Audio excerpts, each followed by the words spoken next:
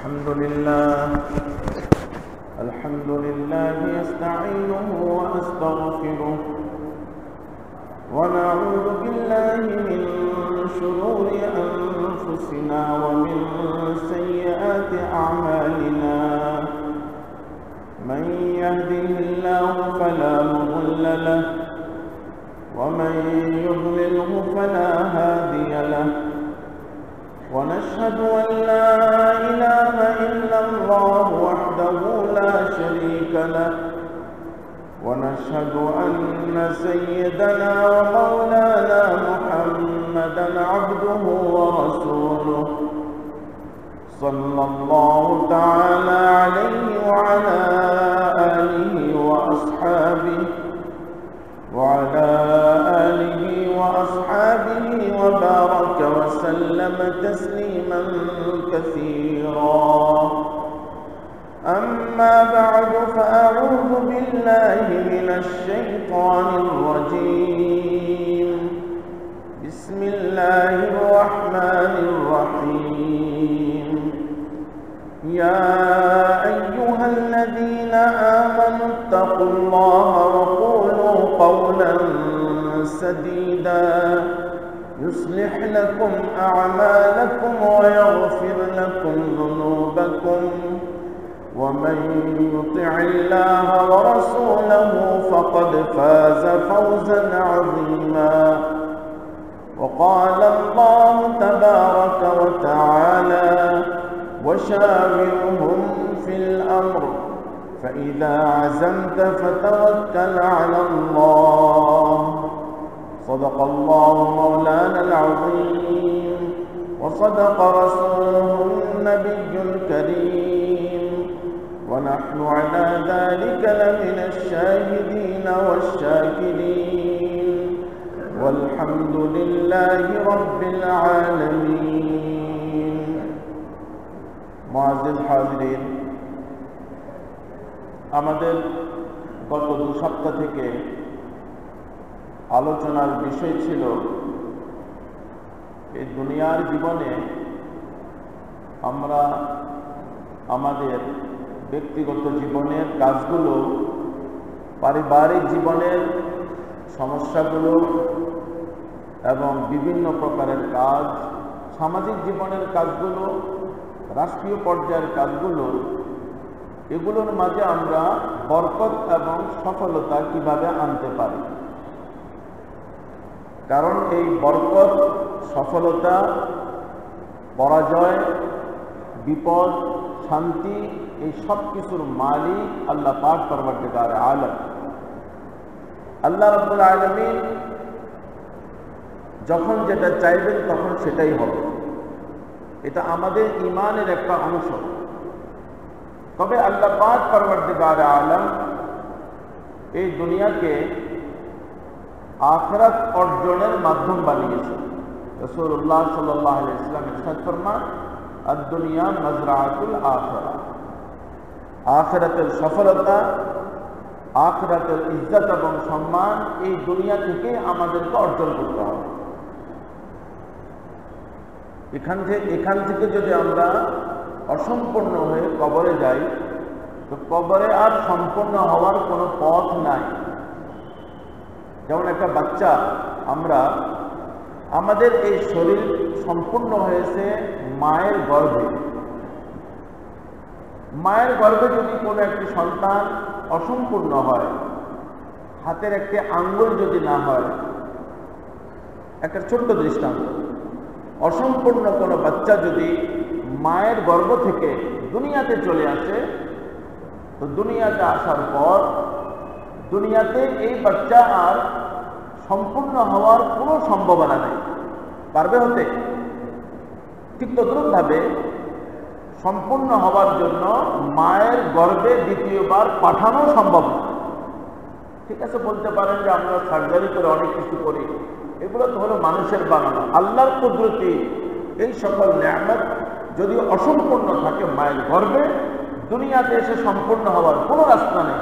ঠিক তদ্রুপভাবে দুনিয়াতে যদি আমরা অসম্পূর্ণ হয়ে নিজের জীবনকে পরিপূর্ণ করতে না পারি, আল্লাহ পাক যে উদ্দেশ্যে আমাদেরকে বানিয়েছেন সেই উদ্দেশ্যে যদি আমরা পরিপূর্ণতা অর্জন করতে না পারি, তো দুনিয়া থেকে যাওয়ার পর কবরে গিয়ে পরিপূর্ণতা অর্জন করাও সম্ভব না, আবার দ্বিতীয়বার কবর থেকে দুনিয়াতে এসে পরিপূর্ণ হওয়ারও কোনো রাস্তা নেই। আছে কিনা বলে?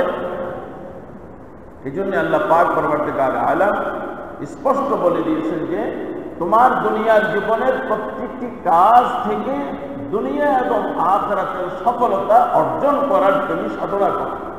মান আমিলা সালিহান মিন যাকারিন আও উনসা ফালানুহইয়ান্নাহু হায়াতান তাইয়্যিবা ওয়ালানাজজিয়ান্নাহুম আজরাহুম বিআহসানি মা কানু ইয়ামালুন। আল্লাহ পাক এই আয়াতে বলে দিয়েছেন যে দুনিয়া এবং আখিরাতের সফলতা এই দুনিয়াতে আমলে সালেহের মাঝে আল্লাহ রেখে দিয়েছে। আমার প্রত্যেকটি কাজ পদ্ধতিগতভাবে হতে হবে, আমার মন গড়া কাজ করলে হবে না। আল্লাহ পাক প্রত্যেকটি কাজের মাঝে একটা পদ্ধতি রেখে দিয়েছেন সফলতা। আল্লাহ প্রদত্ত পদ্ধতিতে যদি আমি সেই কাজটা করি, তা আমি অবশ্যই সফলতা লাভ করতে পারবো।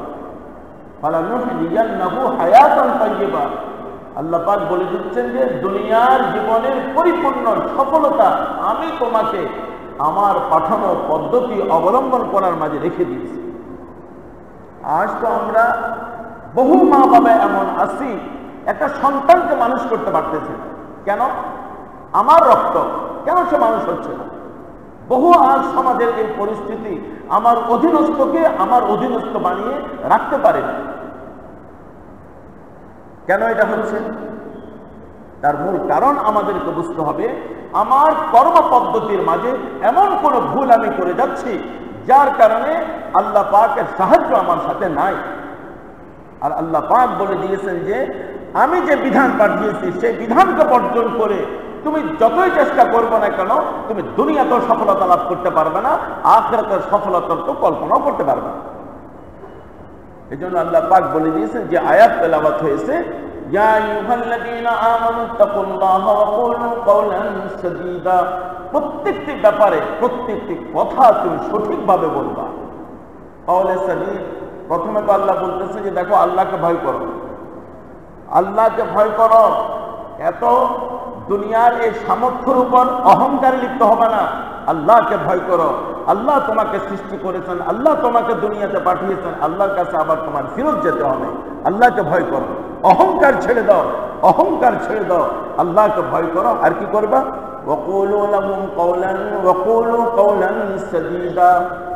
কাওলে সাদীদ ওই কথাকে বলা হয় যে কথার মাঝে মুফাসসিরিনরা লেখেন কোনো প্রকারের সন্দেহের অবকাশ না থাকে, কোনো প্রকারের ঝামেলাময় কথা না হয়, কোনো প্রকারের ঠাট্টা এবং বিদ্রুপময় কথা না হয়। বাস্তব কথা বলো, বাস্তব কথা বলো প্রত্যেকটি বিষয়ে।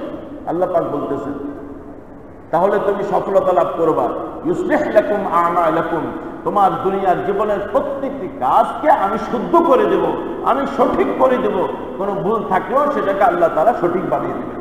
ওয়ায়াগফির লাকুম যুনুবাকুম, এই ভুল ত্রুটি আমি মাফ করে দেব। এবং আল্লাহ পাক ইরশাদ ফরমান, ওয়া মান ইউতিইল্লাহ ওয়া রাসূলাহু ফাকাদ ফাযা ফাওজান আযীমা।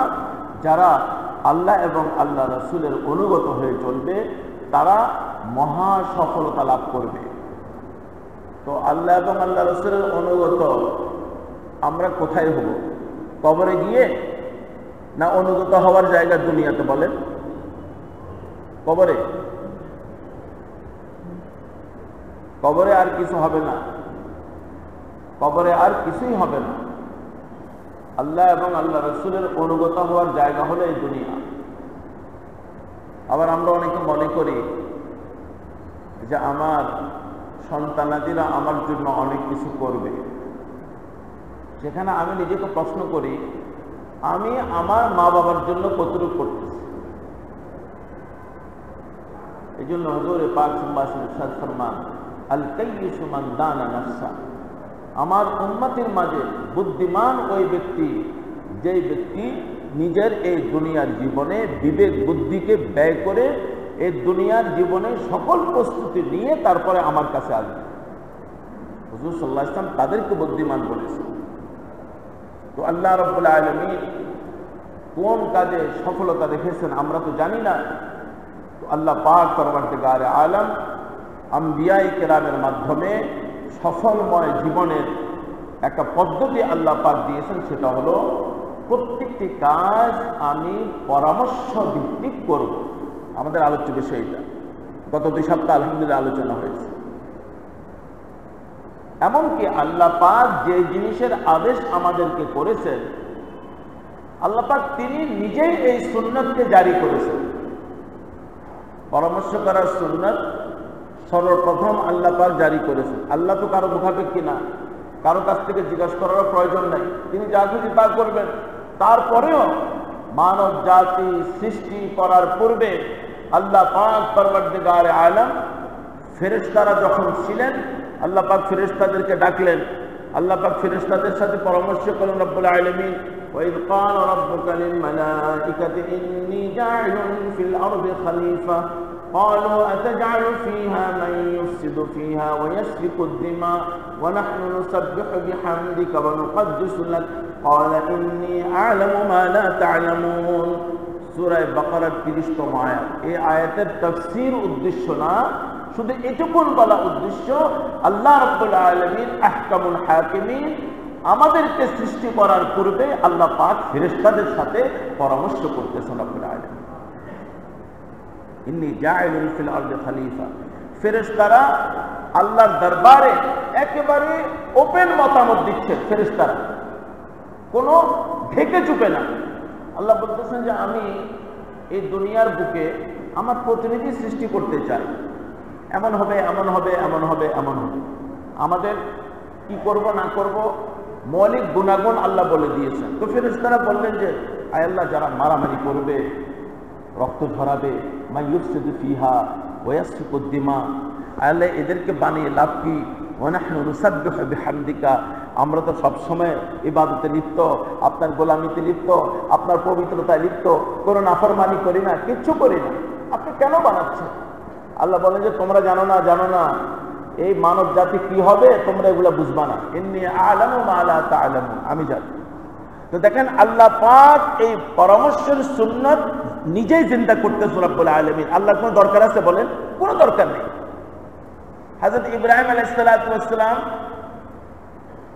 স্বপ্নে দেখলেন ছেলেকে জবাই করতেছে। উনি ছেলের সাথে পরামর্শে বসলেন। দরকার ছিল 7 বছর বয়সের বাচ্চা, ইয়া বুনাইয়া ইন্নী আরা ফিল মানামি আন্নী আযবাহুকা ফানজুর মাযা তারা, ফানজুর মাযা তারা। ইব্রাহিম আলাইহিস সালাম খলিলুল্লাহ, স্বপ্নে প্রাপ্ত ওহী যে ছেলেকে কুরবান করতে হবে, তিনি 7 বছরের বাচ্চা এই ছেলের সাথে পরামর্শ করতেছেন।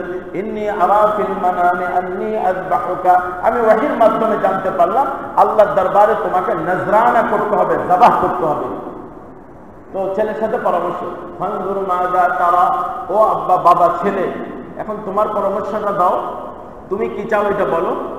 قال يا أبت افعل ما تؤمر ستجدني إن شاء الله من الصابرين। আব্বা, আল্লাহ যা আদেশ করেছেন তাই করে। এখন দেখেন ইব্রাহিম আলাইহিস সালাম আল্লাহ থেকে আদেশ প্রাপ্ত, পরামর্শের কোনো প্রয়োজন নাই, কিন্তু ইব্রাহিম আলাইহিস সালাম আল্লাহর এই পরামর্শের সুন্নাত জিন্দা করে নিজের এই 7 বছর বয়সের সন্তানের সাথে পরামর্শ করতেছে, পরামর্শের সুন্নাত জিন্দা করতেছে। বলেন রাসূলুল্লাহ সাল্লাল্লাহু আলাইহি ওয়াসাল্লামের পরামর্শ করার কোনো প্রয়োজন আছে?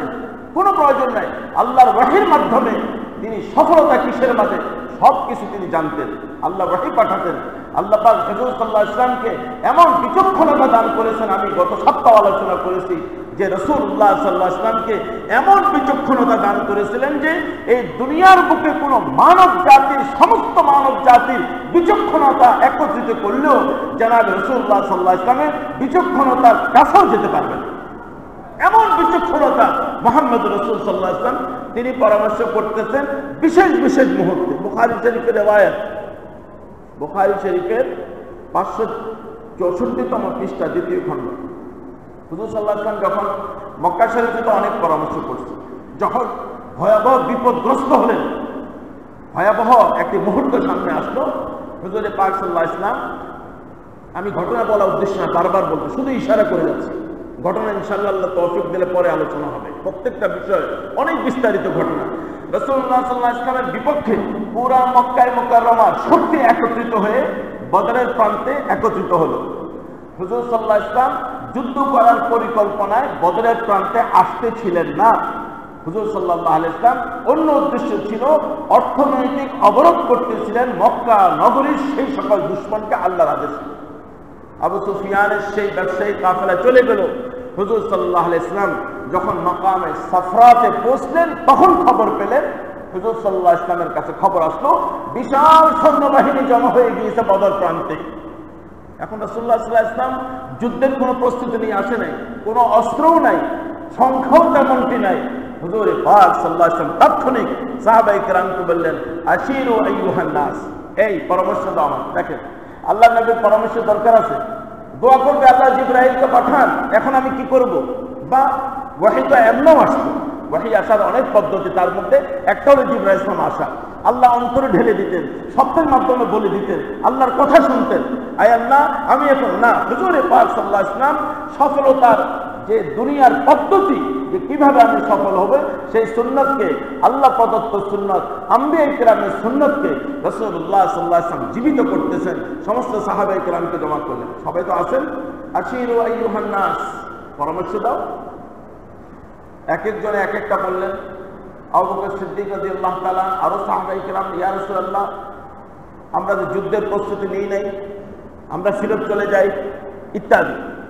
তখন মুহাজির সাহাবী হযরত মিকদাদ ইবনে আসওয়াদ রাদিয়াল্লাহু তাআলা আজীব বক্তৃতা দিলেন, পরিস্থিতি এবং পরিবেশ পরিবর্তন করে দিলেন। তিনি বললেন, قال المقداد بن الأسود لا نقول كما قال قوم موسى اذهب أنت وربك فقاتلا ولكننا نقاتل عن يمينك وعن شمالك وبين يديك وخلفك। বুখারী শরীফের রিওয়ায়াত, সংক্ষিপ্ত রিওয়ায়াত।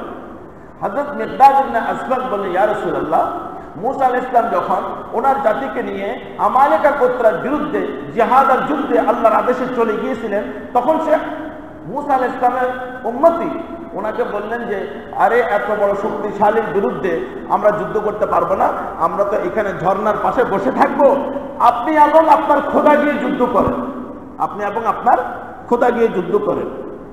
ইযহাব আনতা ওয়া রাব্বুকা ফাকাতিলা, কোরআন শরীফে এই ঘটনাগুলো আছে। তো মিকদাদ ইবনে আসওয়াদ বলেন, ইয়া রাসূলুল্লাহ আমরা মুসা আলাইহিস সালামের উম্মতের মতো আপনাকে বলবো না যে আপনি আর আপনার খোদা গিয়ে যুদ্ধ করুন, বরঞ্চ আমরা আপনাকে বলবো আপনি থাকুন এই যুদ্ধের ময়দানে, আপনার ডানে বামে সামনে পিছনে আমরা জীবন দিতে প্রস্তুত আছি। হযরত মুআয ইবনে জাবাল রাদিয়াল্লাহু তাআলা আনসারী, উনি বললেন, লাআল্লাকা ইয়া রাসূলুল্লাহ খারাজতা লিআমরিন ফাআহদাসাল্লাহু গায়রা ফামজিলি মা শি'ত। ইয়া রাসূলুল্লাহ আপনি তো এক উদ্দেশ্যে বেরিয়েছেন, এখন সামনে সৈন্যবাহিনী, ইয়া রাসূলুল্লাহ আপনি যা চাইবেন আপনি তাই করুন, আমরা আনসার গোত্র আপনার সাথে আছি, আমাদের জীবন সব উৎসর্গ করে দেব। আপনি যদি বলেন সমুদ্রে ঝাঁপ দিতে, আমরা সমুদ্রে ঝাঁপ দেব, আপনি যদি বলেন আগুনে ঝাঁপ দিতে, আমরা আগুনে ঝাঁপ দেব, আপনি যা বলেন আমরা তাই করব। দেখেন রাসূলুল্লাহ সাল্লাল্লাহু আলাইহি ওয়াসাল্লাম পরামর্শ করতেছেন। হুজুর পাক সাল্লাল্লাহু আলাইহি ওয়াসাল্লাম বদরের যুদ্ধে সফলতা লাভ করে বন্দীদেরকে, অপরাধীদেরকে, সব অপরাধী 70 জন মক্কার বড় বড় সর্দার গ্রেফতার হয়ে মদিনায় মুনাওয়ারায় অপরাধীর আকারে দাঁড়ানো। হুজুর সাল্লাল্লাহু আলাইহি ওয়াসাল্লাম পরামর্শ করতেছেন সাহাবায়ে কেরামের সাথে, এদের সাথে কি করা আপনারা পরামর্শ দেন। ওমর ইবনুল খাত্তাব এক পরামর্শ দিচ্ছেন, আবু বকর সিদ্দিক এক পরামর্শ দিচ্ছেন। হুজুর পরামর্শ দেওয়ার আগে ভূমিকা রাখতেছেন, ইয়া আইয়ুহান নাস ইন্নাল্লাহা ক্বাদ আমকানাকুম ওয়া ইন্নামা হুম আখওয়ানুকুম বিল আমস, মাজমাউজ জাওয়ায়েদ ৬ষ্ঠ খণ্ড ৮৭তম পৃষ্ঠা থেকে নিয়ে অনেক পৃষ্ঠা, পুরো ঘটনা। ও আমার উম্মতি, মানব জাতি, এরা তোমাদের ভাই, এরা অপরাধী, এরা এখন আমাদের কাছে বন্দী হয়ে আসছে। আল্লাহ পাক এদের ব্যাপারে সিদ্ধান্ত দেওয়ার পুরো ক্ষমতা তোমাদেরকে দান করেছেন, এখন কি করতে হবে তোমরা বলো। পরামর্শ দিচ্ছে, এক একজন সাহাবী এক এক পরামর্শ দিচ্ছেন, এক একজন সাহাবী এক এক পরামর্শ দিচ্ছেন। রাসূলুল্লাহ সাল্লাল্লাহু আলাইহি ওয়াসাল্লাম আবু বকর সিদ্দিক রাদিয়াল্লাহু তাআলা আনহুর পরামর্শের উপর সিদ্ধান্ত করে দিলেন।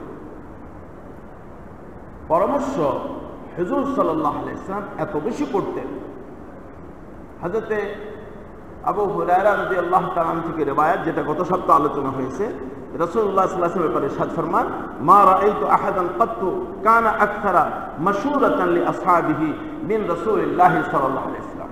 যে রাসূলুল্লাহ সাল্লাল্লাহু আলাইহি ওয়াসাল্লাম বলে, আমি দুনিয়াতে এত বেশি পরামর্শকারী দেখি নাই, দুনিয়াতে এত বেশি পরামর্শকারী দেখি নাই, যত বেশি পরামর্শ করতেন জনাব রাসূলুল্লাহ সাল্লাল্লাহু আলাইহি ওয়াসাল্লাম ওনার সাহাবায়ে কেরামের সাথে।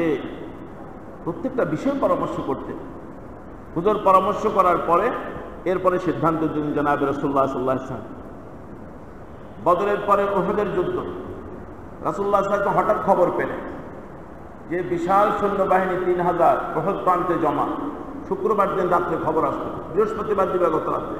শুক্রবার দিন সকালবেলা হুজুর পরামর্শ সভা ডাকলেন সাহাবায়ে কেরামদের সাথে। আশিরু আইয়ুহান নাস, যারা মুনাফিক ছিল আব্দুল্লাহ ইবনে উবাই, তাদেরকেও ডাকলেন পরামর্শ। এক একজনে এক এক পরামর্শ, এক একজনে এক এক পরামর্শ। সবচেয়ে জজবাতি পরামর্শ, রক্ত গরম করার পরামর্শ ওই সকল সাহাবায়ে কেরামরা দিয়েছেন যারা বদরের যুদ্ধ থাকেননি এবং ছিলেন কিন্তু যুবক সাহাবায়ে কেরাম। হযরত হামজা রাদিয়াল্লাহু তাআলা তো এত উত্তেজিত হয়ে গেলেন। আব্দুল্লাহ ইবনে উবাই বলল, ইয়া রাসূলুল্লাহ, আমরা মদিনার ভিতরে থেকে যুদ্ধ করব, কারণ আমাদের অভিজ্ঞতা এই মদিনাতে যত যুদ্ধ হয়েছে আমরা মদিনার বাইরে গেলে পরাজিত হয়েছে। ভিতরে থাকলে মহিলারা ছাদের উপর থেকে পাথর মারবে, বাচ্চারা তীর বর্ষণ করবে, আমাদের সিকিউরিটি বেশি। মদিনার বাইরে গেলে পরাজিত হওয়ার সম্ভাবনা বেশি। সাহাবায়ে কেরামরা পরামর্শ দিচ্ছেন এক একজন এক এক রকম। হামজা রাদিয়াল্লাহু তাআলা বললেন, ওয়াল্লাযী আনজালা আলাইকাল কিতাব লা আত'আমুল ইয়াওমা তা'আমান হাত্তা উজালিদুহুম বিসাইফি খারিজাল মদিনা, আল বিদায়া ওয়ান নিহায়া, চতুর্থ খণ্ড 16তম পৃষ্ঠা 12তম পৃষ্ঠা। হযরত হামজা রাদিয়াল্লাহু তাআলা ইরশাদ করেন, ইয়া রাসূলুল্লাহ, মদিনার বাইরে গিয়ে যুদ্ধ করব, মদিনাতে থাকলে এরা আমাদেরকে কাপুরুষ মনে করবে, আমরা মদিনার বাইরে গিয়ে এদের সাথে যুদ্ধ করব। আমি আল্লাহর কসম খেয়ে বলতেছি, মদিনার বাইরে যদি না যাওয়া হয় আমি কোনো খানা, কোনো লোকমা, কোনো পানি আমি মুখে দিব না। হামজা কে বলতেছেন? আসাদুল্লাহ ওয়া আসাদ রাসূলি। এদিকে হযরত নুমান ইবনে মালিক আনসারী তিনি বলতেছেন, ইয়া রাসূলুল্লাহ, লা তাহরিমনাল জান্নাহ, লা তাহরিমনাল জান্নাহ, ফাওয়াল্লাযী বা'আসাকা বিল হক লা আদখুলান্নাল জান্নাহ। ইয়া রাসূলুল্লাহ, আপনি আমাদেরকে জান্নাত থেকে বঞ্চিত করবেন না। আল্লাহর কসম, আমরা মদিনার বাইরে গিয়ে যুদ্ধ করে শহীদ হয়ে আমরা জান্নাতে যেতে চাই। আল্লাহর কসম দিয়ে বলতেছি, আপনি আমাদেরকে জান্নাত থেকে মাহরুম করবেন না।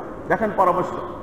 হুজুরে পাক সাল্লাল্লাহু আলাইহি ওয়াসাল্লাম সাহাবায়ে কেরামের পরামর্শ গ্রহণ করে মদিনা মুনাওয়ারার বাইরে গিয়ে যুদ্ধ করলেন। এরপর আসেন খন্দকের যুদ্ধ। 10,000 বিশাল পুরা আরবের সৈন্যবাহিনী একত্রিত। রাসূলুল্লাহ সাল্লাল্লাহু আলাইহি ওয়াসাল্লাম পরামর্শ করলেন। পরামর্শ কিভাবে করতে হবে আজকে এটাও আসতেছে ইনশাআল্লাহ। পরামর্শ করে সবাইকে বসালেন, এক একজন এক একটা বলল। সেখানে হযরত সালমান ফারসি রাদিয়াল্লাহু তাআলা, সমাজের দৃষ্টিতে উনি গোলাম ছিলেন, দাস ছিলেন। হুজুরে পাক সাল্লাল্লাহু আলাইহি ওয়াসাল্লাম ওনাকে মুক্ত করিয়েছে।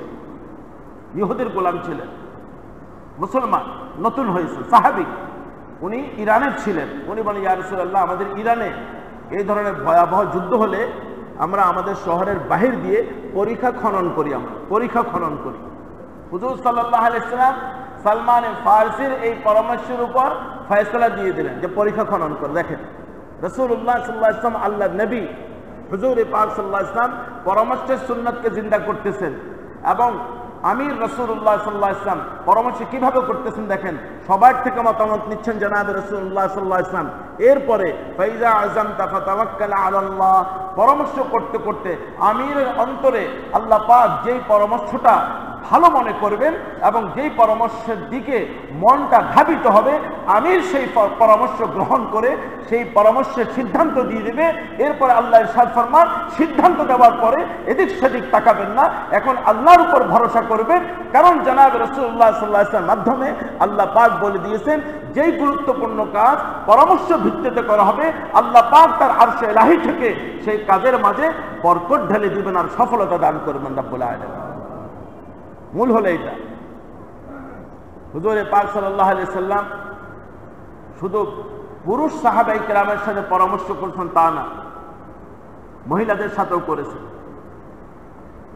না, আমরা বলতে পারি যে মহিলারা আবার কি পরামর্শ দিবে। আল্লাহ পাক পরওয়ারদিগার আলমের হাবিব হুজুর সাল্লাল্লাহু আলাইহি ওয়াসাল্লাম এই সুন্নতকে জিন্দা করেছেন যে ঘরে বিবিদের সাথেও পরামর্শ করো। হুদায়বিয়ার যে যুদ্ধ আর সন্ধি হয়েছে, হুদায়বিয়া উমরা করার জন্য যাচ্ছিলেন, বাধা দিল মক্কার কাফেররা, যুদ্ধের পর্যায়ে চলে গেল। শেষ পর্যন্ত যুদ্ধ বন্ধের চুক্তি হলো। সেই চুক্তির মাঝে মক্কার কাফেরদের পক্ষ থেকে যারা আসছে, সাহেল ইবনে আমর, পরে তিনি মুসলমান হন, অনেক বড় নেতা ছিলেন, যেই চুক্তিগুলো আর যে শর্তগুলো রেখেছে এটা মুসলমানরা কিছুতেই গ্রহণ করতে পারতেছিল না। অপমানজনক শর্ত, অপমানজনক। ওমর ইবনে খাত্তাব এত উত্তেজিত হয়ে গেলেন, ফাইনা হাদিহি দুনিয়া ইয়া রাসূলুল্লাহ, এত অপমান, এত অপদস্থ, এত মাথা নত করে আমরা বদরের ময়দানে এই কাফেরদেরকে দেখে নিয়েছি, আমরা উহুদের ময়দানে দেখে নিয়েছি, আমরা খান্দকের ময়দানে দেখে নিয়েছি, আজ মাথা নত করবে এদের সামনে? আমরা মুসলমান, আমরা কি হকের উপরে না? আপনি কি সত্য নবী না? ওমর ইবনে খাত্তাব এভাবে উত্তেজিত হয়ে গিয়েছে। শর্ত কি? শর্তগুলো শুনেন না, কি অপমানজনক শর্ত। রাসূলুল্লাহ সাল্লাল্লাহু আলাইহি ওয়াসাল্লাম লেখাচ্ছেন প্রথমে বিসমিল্লাহির রহমানির রহিম। সে বলল যে রহমান মানি না, রহিম চিনি না। আগে আমরা যেভাবে লিখতাম সেভাবে লেখেন, বিসমিকাল্লাহুম্মা এভাবে লেখেন। হাদা মা কাযা রাসূলুল্লাহ, আল্লাহ রাসূল যেটা সিদ্ধান্ত এবং অমুক। বলে আপনাকে রাসূলুল্লাহ মানি না, আপনাকে রাসূলুল্লাহ মানি না, রাসূলুল্লাহ লিখতে পারবেন না, মুহাম্মদ ইবনে আব্দুল্লাহ লেখেন। দেখেন কি উত্তেজনাপূর্ণ। মুহাম্মদ ইবনে আব্দুল্লাহ। সাহাবায়ে কেরামরা আলী রাদিয়াল্লাহু তাআলা আনহু কলম উঠিলেন, আমি লিখব না। হুজুর সাল্লাল্লাহু আলাইহি ওয়াসাল্লাম রেওয়ায়েত আছে নিজেই মিটাই দিলেন রাসূলুল্লাহ। এক রেওয়ায়েত অনুযায়ী হুজুর নিজেই লিখছেন। যেটা হোক, এই ঘটনা বলা উদ্দেশ্য না। হুজুর পাক সাল্লাল্লাহু আলাইহি ওয়াসাল্লাম সব মেনে নিচ্ছেন, সব মেনে নিচ্ছেন। আল্লাহর আদেশ এরকমই ছিল। বলে যে যারা মুসলমান হয়ে মক্কা থেকে আপনাদের কাছে আসবে তাদেরকে আমরা ফেরত নেওয়ার জন্য পাঠাবো, তাদেরকে ফেরত দিতে হবে। আর কোন মুসলমান যদি আমাদের ধর্ম অবলম্বন করে মক্কায় চলে আসে আমরা ফেরত দেব না। দেখেন কি অপমানজনক শর্ত। হুজুর সব মেনে নিচ্ছেন, সব মেনে নিচ্ছেন জনাবে রাসূলুল্লাহ সাল্লাল্লাহু আলাইহি ওয়াসাল্লাম। এখন সব কিছু হওয়ার পরে যখন দস্তখত হয়ে গেল, তখন রাসূলুল্লাহ সাহাবায়ে কেরামের মন ভাঙা, কি পরিস্থিতি। রাসূলুল্লাহ সাল্লাল্লাহু আলাইহি ওয়াসাল্লাম সাহাবায়ে কেরামদেরকে বললেন, তখন ফালাম্মা ফুরিগা মিন কাজিয়াতিল কিতাব ক্বালা রাসূলুল্লাহ সাল্লাল্লাহু আলাইহি ওয়াসাল্লাম লিআসহাবি, বুখারী শরীফের রিওয়ায়াত, কুমু ফানহারু সুম্মা আহলিকু। কারণ সবাই তো ইহরামরত অবস্থায় আছেন, উমরা করতে যাচ্ছিলেন, উমরা তো করতে পারলেন না, মন খারাপ। তো উমরা করতে না পারলে ইহরাম থেকে বের হওয়ার জন্য দম দিতে হবে। এখন যাদের কাছে দম দেওয়ার পশু ছিল, হুজুর বললেন যে সবাই এবার কোরবানি করো এবং চুল নেড়ে ইহরাম মুক্ত হও, মদিনার দিকে আমরা যাচ্ছি। কারণ তারা বলল যে এই বছর কোনোভাবেই উমরা করতে দেব না। হুজুর সাল্লাল্লাহু আলাইহি ওয়াসাল্লাম বহু আবদার করলেন, দেখো এত দূরের থেকে আমরা আসলাম, সব চুক্তি তো মানলাম, উমরাটা করতে দাও। বলে উমরা করলে আমাদের নাক কাটা যাবে, নাক কাটা যাবে, এই বছর ফেরত যান, এই বছর যান এখান থেকে, আগামী বছর আসবেন, কোনো অস্ত্র সাথে রাখবেন না, 3 দিনের বেশি থাকতে পারবেন না। দেখেন কত অপমানজনক শর্ত। সব মেনে নিচ্ছেন জনাবে রাসূলুল্লাহ সাল্লাল্লাহু আলাইহি ওয়াসাল্লাম। সাহাবায়ে কেরামের ভিতরে তো আগুন জ্বলতেছে, সাহাবায়ে কেরাম বরদাস্ত করতে পারতেছেন না। তো আল্লাহ নবীর সামনে মাথা নত করে থাকলেন সাহাবায়ে কেরামরা। এখন চুক্তি হয়ে গেল, তারা চলে গেল। হুজুর বললেন যে এখন মদিনায় ফেরত যেতে হবে, এখন ইহরাম মুক্ত হও। সাহাবায়ে কেরামরা ভ্রাক্রান্ত হৃদয়, পেরেশান। রাসূলুল্লাহ সাল্লাল্লাহু আলাইহি ওয়াসাল্লাম কি বলতেছেন না বলতেছেন কেউ শুনতেওছে না। ক্বালা যালিকা সালাসা মাররাত, 3 বার বললেন। ফালাম্মা লাম ইয়াকুম মিনহুম আহাদুন, একজন সাহাবী দাঁড়ালেন না, একজন সাহাবী দাঁড়ালেন না। সাহাবায়ে কেরামরা তো পেরেশান, হতভম্ব, বুঝতে পারতেছেন না কি করব, কি ব্যাপার, আমরা উমরা করতে আসছি, উমরা করতে দিচ্ছে না।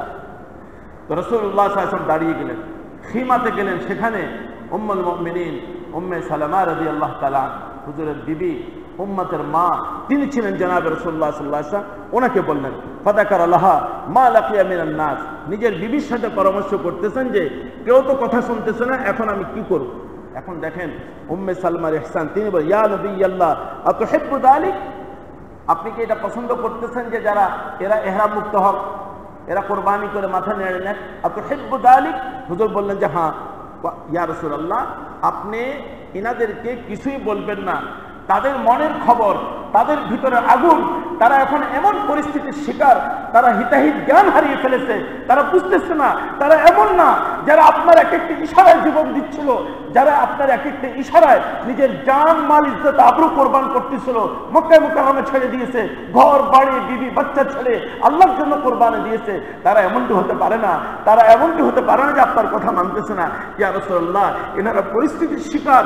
ইয়া রাসূলুল্লাহ, আপনি তাদেরকে কিছুই বলবেন না, আপনি তাদের সামনে যান এবং গিয়ে উখরুজ সুম্মা লা তুকাল্লিম আহাদান মিনহুম কালিমা হাত্তা তানহারা বুদনাক ওয়া তাদউ হালিকাক ফাতাহলিকা। ইয়া রাসূলুল্লাহ, আপনি কিছুই বলবেন না, আপনি গিয়ে আপনার ওঁট জবা করে দেন এবং আপনি মাথা নেড়ে নেন, আপনি নিজেই কাজ করেন, তাদেরকে কিছুই বলবেন না। আম্মা উম্মে সালমা রাদিয়াল্লাহু তাআলা এমন পরামর্শ দিলেন, রাসূলুল্লাহ সাল্লাল্লাহু আলাইহি ওয়াসাল্লাম বেরিয়ে গিয়ে মাথা নাড়লেন, কোরবানি করলেন, মাথা নেড়ে নিলেন। তো সাহাবাই কেরামরা যখন দেখলেন রাসূলুল্লাহ সাল্লাল্লাহু আলাইহি ওয়াসাল্লাম কোরবানি করতেছেন, ওনাদের হিতাহিত জ্ঞান ফেরত আসলো, ওনারা সবাই দাঁড়িয়ে গেলেন এবং এখন আগের পরিস্থিতি সব ভুলে গেলেন। সাহাবাই কেরাম কোরবানি করতেছেন, রাসূলুল্লাহ সাল্লাল্লাহু আলাইহি ওয়াসাল্লাম চুল মুবারককে, সাহাবাই কেরামরা এই চুল মুবারক অর্জন করার জন্য এমনভাবে সাহাবাই কেরামরা নিজেকে পেশ করলেন যে মনে হয় যে যুদ্ধ লেগে যাবে চুল নেবার জন্য। সাহাবাই কেরামের পরিস্থিতি এমন হয়ে গেল। আম্মা উম্মে সালমা রাদিয়াল্লাহু তাআলা আনহার পরামর্শ করেছেন রাসূলুল্লাহ সাল্লাল্লাহু আলাইহি ওয়াসাল্লাম, আজ আমরা কোনো মহিলাদের সাথে, বিবির সাথে, মেয়েদের সাথে, ছেলের বউদের সাথে ঘরের সমস্যার ব্যাপারে কোনো পরামর্শ করি না। আমার আদেশ আমি বাস্তবায়িত করার চেষ্টা করি, যার কারণে আমার ব্যক্তিগত জীবনে বরকত নাই, আমার সন্তান তারবিয়াতের মাঝে বরকত নাই, আমার পারিবারিক জীবনে বরকত নাই, আমার সামাজিক জীবনে বরকত নাই, আমার রাষ্ট্রীয় জীবনে বরকত নাই, হিংস্রতা আমার ঘরের মাঝে, হিংস্রতা আমাদের সমাজের মাঝে, বরকত নাই, রাহমাত নাই, সামাজিকতা নাই, এমনভাবে একটা পরিস্থিতির আমরা শিকার। জনাবে রাসূলুল্লাহ সাল্লাল্লাহু আলাইহি ওয়াসাল্লামের এই সুন্নাত, হুজুর পরামর্শ ছাড়া কোনো কাজ করতেন না। এখন পরামর্শ আমরা কার সাথে করব? প্রশ্ন হলো এটা। রাসূলুল্লাহ সাল্লাল্লাহু আলাইহি ওয়াসাল্লাম প্রথমে হুজুর সাল্লাল্লাহু আলাইহি ওয়াসাল্লাম আদেশ করলেন, বুখারী শরীফের রিওয়ায়াত 6864তম রিওয়ায়াত। হুজুর ইরশাদ ফরমান যে, ও আমার উম্মতি, তোমরা কেউ নিজের থেকে দায়িত্ব চাইবা না যে একটা পরামর্শ কমিটি বানানো হবে। হুজুর ইরশাদ ফরমান, তুমি নিজের থেকে সেই কমিটিতে আসতে চাইবা না, তুমি নিজের থেকে কোনো দায়িত্ব গ্রহণ করার লোভ নিজের অন্তরে রাখবা না, খবরদার। ইরশাদ ফরমান, যদি তুমি নিজের থেকে কোনো দায়িত্ব নিতে চাও আর তার জন্য চেষ্টা এবং তদবির করো, ওকিলতা ইলাইহা, সেই দায়িত্ব আল্লাহ তোমার ঘাড়ে এমনভাবে চাপিয়ে দিবেন, কয়েক মন বস্তা যেমন কারো ঘাড়ে চাপেলে সে মাটির সাথে মিশে যায়, সেই দায়িত্ব আল্লাহ এমনভাবে তোমার ঘাড়ে চাপাবেন, তুমি এই সকল দায়িত্ব যেটা তুমি তদবির করে আর তুমি শক্তি প্রয়োগ করে আর তুমি বিভিন্ন লবিং করে যে দায়িত্ব তুমি গ্রহণ করেছো, সেই দায়িত্বের মাঝে আল্লাহ তোমাকে মাটির সাথে মিশিয়ে দেবে, কোনো বরকত আসবে না তোমার দ্বারা। আর অপরদিকে ওয়াইন উতিতাহা মিন গায়রি মাসআলাতিন উইনতা আলাইহা, তুমি চাও নাই, তোমাকে জোর করে দায়িত্ব দেওয়া হয়েছে, আল্লাহর ফেরেশতা তোমার সাথে 24 ঘন্টা সাহায্য করবে। প্রথমত বলছেন যে শূরা বানাবার জন্য ওই ব্যক্তিকে নির্বাচিত করবে না যারা নিজের থেকে শূরায় আসতে চাইবে, যারা নিজের থেকে কমিটিতে আসতে চাইবে, যারা নিজের থেকে দায়িত্বে আসতে চাইবে, তাকে যদি নাও তাহলে সেই কমিটির মাঝে, সেই শূরার মাঝে কোনোদিনও বরকত হবে না, কোনোদিনও হবে না। বিশৃঙ্খলা আর পেরেশানি ছাড়া কিছুই হবে না। রাসূলুল্লাহ সাল্লাল্লাহু আলাইহি ওয়াসাল্লাম সাদ ফরমান, এখন তুমি নির্বাচন করবা, তুমি কিভাবে নির্বাচন করবা? হুজুরে পাক সাল্লাল্লাহু আলাইহি ওয়াসাল্লাম সাদ ফরমান, হাদিসে মুবারাকা, قال عمر بن الخطاب صابر في امريكا من يخاف الله عز وجل, যার ভিতরে আল্লাহর ভয় আছে তাকে নিয়ে পরামর্শ করবা। আর এক নম্বর আল্লাহর ভয়। আবু হুরায়রা রাদিয়াল্লাহু আনহু ইরশাদ ফরমান, ইস্তারশিদুল, হুজুর ইরশাদ ফরমান, ইস্তারশিদুল আকিলা ওয়ালা তাসুহু ফাতানদিমু রূহুল মানি, তাফসীর রূহুল মানি ওয়াশাবিরহুম ফিল আমর। এই আয়াতের মাঝে আছে কে রাসূলুল্লাহ সাল্লাল্লাহু আলাইহি ওয়াসাল্লাম ইরশাদ ফরমান, ইস্তারশিদুল আকিলা, বিবেকমান, দিনদার, বুদ্ধিমান, তাদের সাথে পরামর্শ করো, পরামর্শ কমিটির সদস্য তাকে বানাও। হ্যাঁ, যদি তা না করো যারা চাইছে তাদেরকে দিচ্ছ, প্রভাবিত হয়ে একদম প্রভাবশালীকে দেওয়ার চেষ্টা করতেছো, তার মাঝে সে যোগ্যতা নাই, আল্লাহর ভয় নাই, তাকওয়া নাই, পরহেজগারি নাই। যদি এমন লোককে পরামর্শের মাঝে আনো, রাসূলুল্লাহ সাল্লাল্লাহু আলাইহি ওয়াসাল্লাম ফরমান ফাতান দামিনু ফাতান ফাতান ফাতান ফাতান দিমু, তাহলে সারা জীবন তোমরা লজ্জা উঠাবা, কারণ সেই পরামর্শের মাঝে আল্লাহ পাক কোনোদিনও বরকত দিবেন না। হুজুর পাক সাল্লাল্লাহু আলাইহি ওয়াসাল্লাম কাছে হযরত আলী রাদিয়াল্লাহু তাআলা এসে বললেন, ইয়া রাসূলুল্লাহ, আমরা বিপদে পড়লে আপনার কাছে আসি, আপনি চলে গেলে আমরা কার কাছে যাব? রাসূলুল্লাহ সাল্লাল্লাহু আলাইহি ওয়াসাল্লাম সাদ ফরমান, তোমরা আল্লাহওয়ালা নেককার আর দিনদারদের কাছে যাবা, তাদের সাথে পরামর্শ করবা। ওয়ালা তুমজু ফীহি রা'য়া খাসসা, মাজমাউজ যাওয়ায়েদ। ওয়ালা তুমজু ফীহি রা'য়া খাসসা, একটা দুক্কা দুই একজনের থেকে কথা নিয়ে দুই একজনের সাথে পরামর্শ করে কাজ করবা না, তাহলে কোনোদিনও সফলতা লাভ করতে পারবে না। এই জন্য রাসূলুল্লাহ সাল্লাল্লাহু আলাইহি ওয়াসাল্লাম সাদ ফরমান, আমানতদার, দিনদার, আল্লাহর ভয় যার ভিতরে আছে এমন লোক নিয়ে তোমরা পরামর্শ করো। কিভাবে করবা? ইরশাদ ফরমান, পরামর্শের নিয়ম হলো, পরামর্শ সভা যেদিন হবে তার পূর্বে কোনো রকমের পরামর্শ না করা, লবিং না করা, কিছু না করা, এজেন্ডা দিয়ে দেওয়া যে এই এই বিষয়ে পরামর্শ হবে। পারিবারিক জীবনে কোনো বিষয়, ছেলে বিয়ে মেয়ে বিয়ে, হ্যাঁ আজকে ছেলের বিয়ের ব্যাপারে পরামর্শ হবে, বা অমুক এলাকার কিছু কিছু সমস্যা আসছে, আজকে পরামর্শ হবে। তো পরামর্শের সদস্যরা, পরামর্শ কমিটির সদস্যরা এর পূর্বে তিনজনে মিলে একটা লবিং, চারজন না, এই ধরনের কিছু করবো না। একেবারে ফ্রেশ মন নিয়ে তোমরা বসবা। বসার পরে এজেন্ডা মোতাবেক একজন পূর্বে আমির নির্বাচন করবে। আজকে প্রত্যেকে স্বাধীনভাবে নিজের মতামত পেশ করবে। কেউ মতামত পেশ করলে তাকে বাধা না দেওয়া, তাকে অপমান না করা, তাকে হেয় না করা, স্বাধীনভাবে মতামত পেশ করবে। এরপরে আল্লাহ পাকের সাদ ফরমান, আমিরের অন্তরে আল্লাহ পাক যে কথা ঢেলে দেবে, আমির সেই কথার উপর ফয়সালা করে দিবে। যদি এই পদ্ধতিতে সমাজের মাঝে পরামর্শ হয় এবং পরামর্শ সবার বাকি সবাই এটাকে যদি মেনে নেয়, আল্লাহ পাক পরওয়ারদিগার আলম হাবিব হুজুর পাক সাল্লাল্লাহু আলাইহি ওয়াসাল্লাম ফরমান, আসমান থেকে এই পরামর্শের মাঝে আল্লাহ পাক বরকত দান করে পরিপূর্ণ সফলতা দান করবেন রব্বুল আলামিন। আমার পারিবারিক জীবনে আমি এই বাচ্চাদেরকে নিয়ে, ইব্রাহিম আলাইহিস সালাম 7 বছরের বাচ্চার সাথে পরামর্শ করতেছেন, আমি আমার বাচ্চাদেরকে নিয়ে, আমার বিবিদেরকে নিয়ে আমি পরামর্শ, এই সুন্নতকে আমি জিন্দা করি। দেখেন, শুধু ওয়াজ শোনা উদ্দেশ্য না, শুধু ওয়াজ শুনে গেলাম কোনো কাজে আসলো না। মনে রাখবেন, আমার কাছে আল্লাহ নবীর পয়গাম আসার পরে আমি যদি তার উপর আমল না করি, কিয়ামতের দিন আমি জিজ্ঞাসিত হব। এই জন্য আমার পারিবারিক জীবনের প্রত্যেকটা কাজ সিদ্ধান্ত হবে যে আজকে পরামর্শের আমির কে হবে।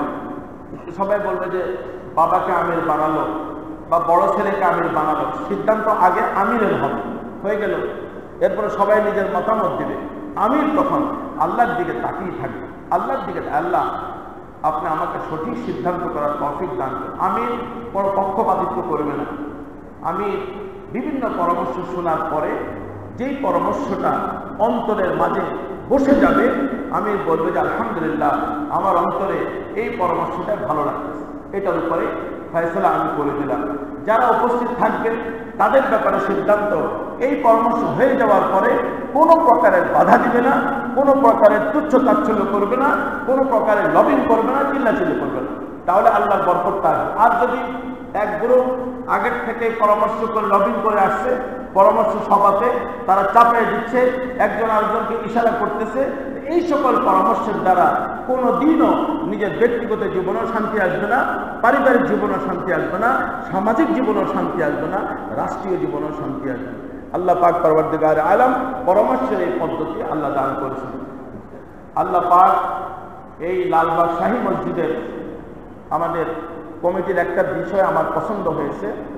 এখানে খতিব নিয়োগের ব্যাপারে ওনারা পরামর্শ করেছে অনেকদিন, শেষ পর্যন্ত সেই পরামর্শ ফয়সালা করার জন্য ওনারা এমন এক ব্যক্তিকে নির্বাচন করেছেন।